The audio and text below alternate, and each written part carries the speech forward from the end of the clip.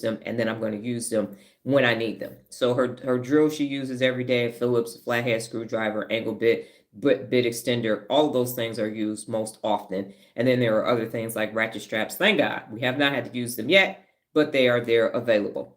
So that is the whole purpose, is to start the neurogenesis process and then to use neuroplasticity to wire your brain to personal accountability, which means the 74 principles of personal accountability. And today is the first one, embrace change. So we're going to break it down to this. Embrace is the definition of embrace. It is an act of accepting or supporting something. It is an act of accepting or supporting something. So if you are embracing something, you are embracing it, accepting it, or you are supporting it. That's the first part. The second part is change. And change is the act or instance of making or becoming different. It is the act or instance of making or becoming different. And when you put those two together, what you have is accepting of making or becoming different. Accepting of making or becoming different. That is embracing change as it relates to personal accountability. You are accepting of making something different or becoming something different. So if you are in Loserville and then you come over here to the land of real leaders, you are making changes. You're making a change to not be over there, and then you're going to become different, because what you cannot be is personally accountable and unaccountable at the same time. You either are personally accountable or you're not. There is, and this is a terrible example, either you're pregnant or you're not. You can't be half pregnant.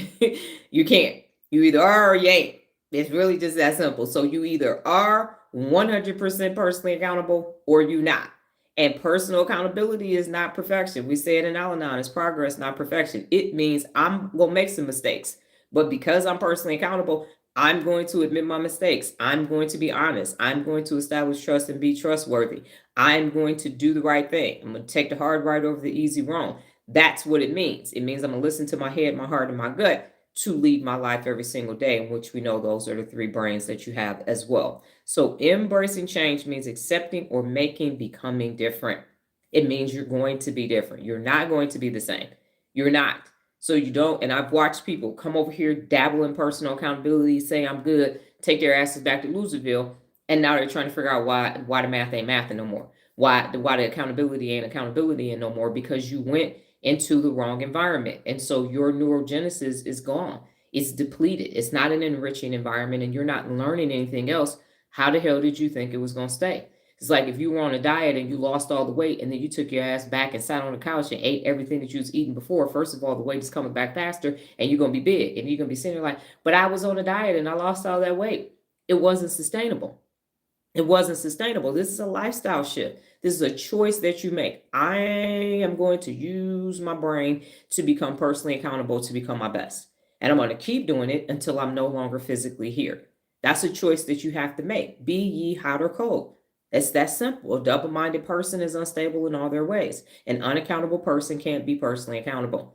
It doesn't work like that. You don't get to pick and choose. Well, I just need to be personally accountable at work because I need to keep my job. Well, I just need to be personally accountable at home because these kids get on my damn nerves and I'm going to whip their ass. No, that's not personal accountability. I just need to be personally accountable in my marriage. But when I'm hanging out with my friends, they don't really need to depend on me like that. And so people think this is Burger King and you can have it your way. You can't. There is only one way. Personal accountability.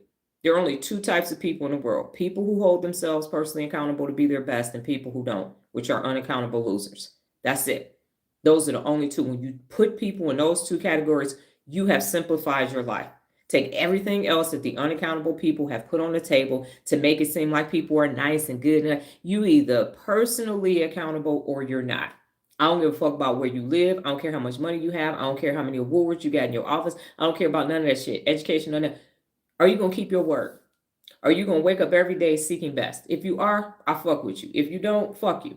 That's how I see it. But they, unaccountable people, are like, no, because they own and they got and they did. They got 15 cars and they did all, they pulled themselves up out of the gutter. None of that shit is it best? How many people did they step on their way up to the top? Or did they take the stairs? Did they take the elevator, or did they cheat and take a helicopter and just land at the top of the building? That's what I want to know. Who is this person? Listen to what people do. because that's going to tell you who they are through and through.